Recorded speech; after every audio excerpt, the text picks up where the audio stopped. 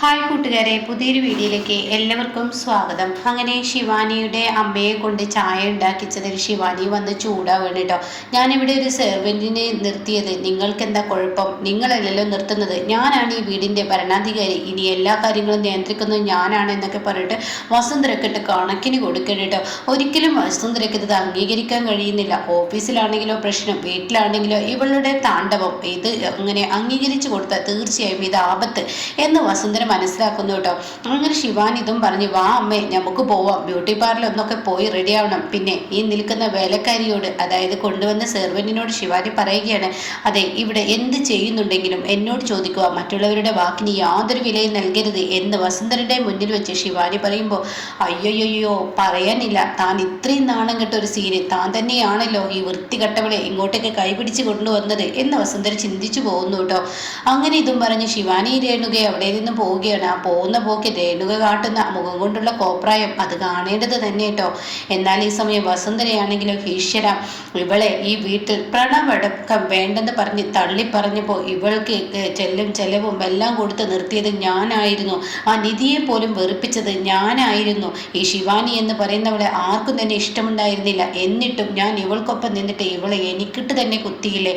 എന്നാൽ ഈ കുത്തിന് ഇന്നത്തോടു കൂടി വിരാമമുണ്ടാക്കും. പ്രണവ് വരട്ടെ, പ്രണവ് വരുന്നതിനോടുകൂടി ഇതിനൊരു അവസാനമാവും എന്നൊക്കെ പറയാൻ കേട്ടോ.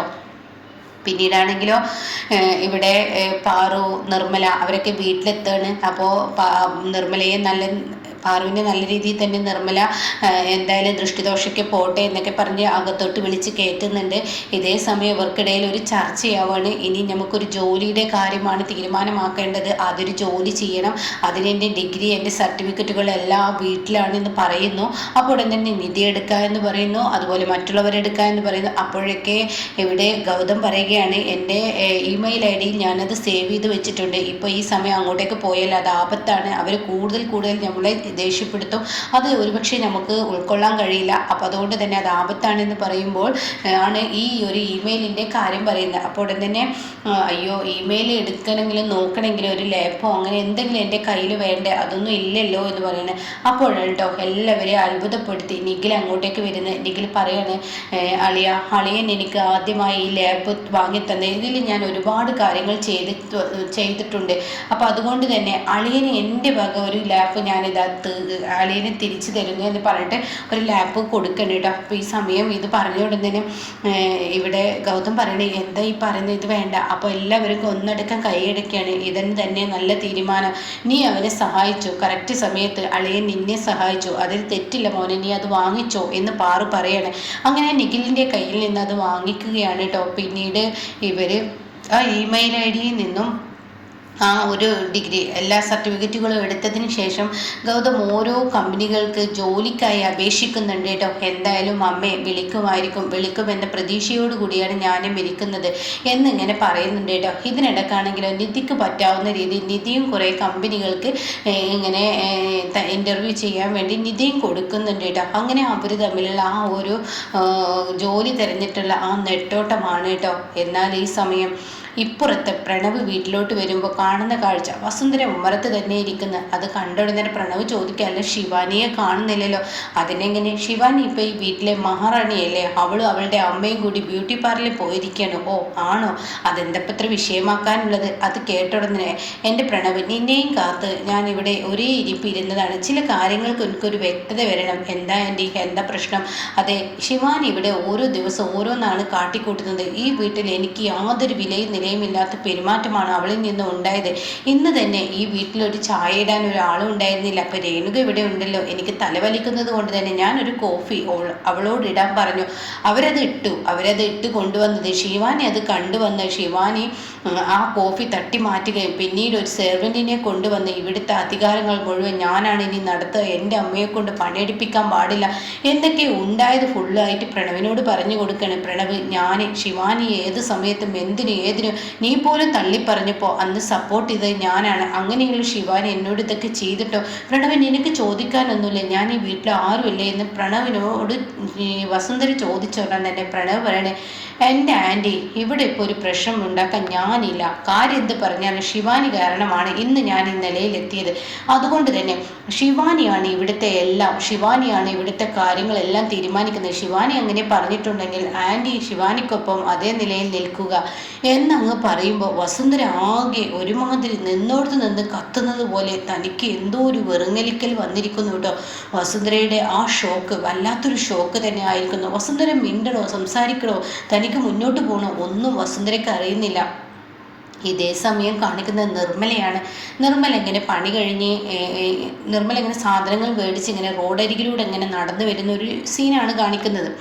അപ്പോൾ കാണാം കുറേ ഗുണ്ടകൾ ഒരു സ്ത്രീയെ ഇങ്ങനെ ഇട്ട് ഓടിക്കുന്നുണ്ട് കേട്ടോ. അപ്പോൾ ആ ഒരു തൊട്ട് മുന്നായിട്ട് ആ സ്ത്രീ ഇങ്ങനെ പോകുന്നതിൻ്റെ തൊട്ട് മുന്നായിട്ട് കാണാം ജ്യോതിർമയി മൊബൈലിൽ ഇങ്ങനെ ടൈപ്പ് ചെയ്ത് വരുന്നത്. അപ്പോൾ ഇതിനിടയ്ക്ക് ആ സ്ത്രീ ആണെങ്കിലോ ഒരു വീടിനുള്ളിലോട്ട് കയറി പോകുന്ന ഒരു രംഗവും കാണിക്കുന്നുണ്ട്. പിന്നീട് ആ ഗുണ്ടകളുടെ കയ്യിൽ കുറേ വാളും അങ്ങനെയുള്ള സാധനങ്ങളൊക്കെ ഉണ്ട് കേട്ടോ. ഇത് പെട്ടെന്ന് നിർമ്മലയുടെ കണ്ണിൽ കാണുകയാണ്. അപ്പം നിർമ്മലയാണെങ്കിൽ ഗുണ്ടകളെ കാണുന്നില്ല. അപ്പോൾ ആ നിർമ്മല ഇങ്ങനെ നടന്നു വരുമ്പോൾ തൻ്റെ മുന്നിലെ ജ്യോതിർമയെ കാണുകയാണ്. അപ്പോൾ നിർമ്മലയ്ക്ക് ഇങ്ങനെ ഒരു കാര്യം ഓർമ്മ വരികയാണ്, എന്താ CKCയുടെ ഭാര്യ ജ്യോതിർമയല്ലേ, അവളങ്ങനെ വെറുതെ വിടരുത്, ഇന്ന് അവളുടെ ഒരു അവസാനം കുറിക്കണം. അവളെ എൻ്റെ മോനെ പെരുവഴിയിലോട്ട് ഇറക്കി വിട്ടതല്ലേ, ഇവളുടെ താണ്ഡവം കൊണ്ടല്ലേ CKC ഇങ്ങനെ ഓരോന്ന് കാട്ടിക്കൂട്ടിയത്. അതുകൊണ്ട് തന്നെ അവളെ ചോദ്യം ചെയ്യാമെന്ന് കരുതിയിട്ട് നിർമ്മല ദേഷ്യത്തോടു കൂടി ഈ ജ്യോതിർമയുടെ മുന്നിലോട്ട് അങ്ങ് വരുമ്പോൾ ഉടൻ തന്നെ ഈ ഗുണ്ടകൾ എന്ത് ചെയ്യുന്നു, ജ്യോതിർമയെ പിറകിൽ നിന്ന് ഒരൊറ്റ വെട്ടങ്ങ് വെട്ടാണ് കേട്ടോ. അവരെ കയ്യും കഴുത്തിനും ഒക്കെ ആയിട്ട് അങ്ങ് വെട്ടാണ്. വെട്ടിയിട്ടുമ്പോഴേക്കും നിർമ്മല ഓടിയെത്താണ്. അപ്പോഴേക്കും ഈ ഗുണ്ടകൾ അവിടെ ഇട്ട് പോവുകയാണ്.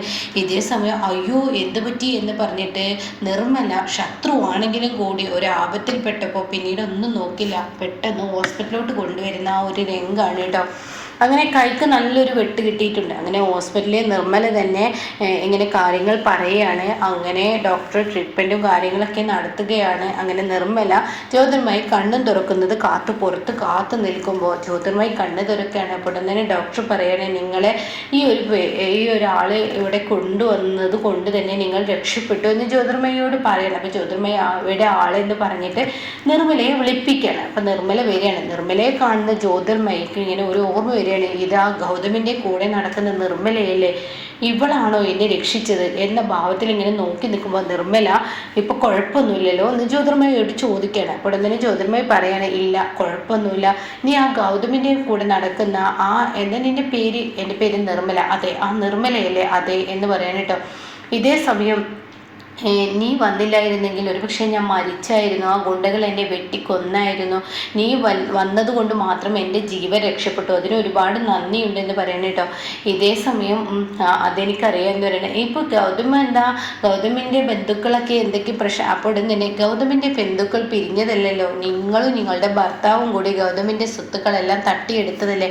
അയ്യോ ഇതൊക്കെ നിങ്ങളുടെ തെറ്റിദ്ധാരണയാണ് കേട്ടോ, ഞാനൊന്നും അവരുടെ സ്വത്തുക്കൾ തട്ടിയെടുക്കാൻ ശ്രമിച്ചിട്ടില്ല, അത് അവൻ്റെ അനിയൻ പ്രണവ് എന്തൊക്കെ ചെയ്തിട്ട് എടുത്തതാണ്, ശിവാനി കാണും പോലെയല്ല എന്നൊക്കെ പറയുമ്പോൾ, അല്ല എല്ലാ കഥകളും എനിക്കറിയാം, നിധി എന്നോട് പറഞ്ഞിട്ടുണ്ട്, നിങ്ങളൊക്കെ കൂടിയാണ് ഗൗതമിൻ്റെ സ്വത്തുക്കൾ തട്ടിയെടുത്തെന്ന്. അയ്യോ അത് നിങ്ങളുടെ തെറ്റി തന്നെ, ഓ എന്തോ ആയിക്കോട്ടെ, നിങ്ങളൊരു ആപത്തിൽ നിന്ന് ഞാൻ രക്ഷിച്ചു എന്ന് പറയാൻ കേട്ടോ. പിന്നീട് സംഭവിക്കുന്നത് വേറെയാണ്. അപ്പോൾ എന്തായാലും ഇതിൻ്റെ ബാക്കി ഞാൻ അടുത്ത ഇതിൽ പറയാം, അടുത്ത എപ്പിസോഡിൽ പറയാം. അപ്പോൾ ബാക്കി കഥ കേൾക്കാൻ താല്പര്യമുള്ളവർ ചാനൽ സബ്സ്ക്രൈബ് ചെയ്യുക. അതുപോലെ ഈ സീരിയലിന് ഏകദേശം അവസാനമായിരിക്കുന്നു. ഇനി CKC സ്വന്തം മകനാണ് ഗൗതം എന്ന് അറിയുമ്പോൾ CKC ആളാകെ മാറുന്ന ആ ഒരു കിടുക്കൻ സീനാണ്. തൻ്റെ മകനാണെന്ന് അറിയുമ്പോൾ പറയാൻ വാക്കുകളില്ല കേട്ടോ. ആ ചോരയുടെ ആ ഗുണം കാണിക്കുകയാണ് ആ ഒരു കഥയ്ക്ക് പറയാം കേട്ടോ.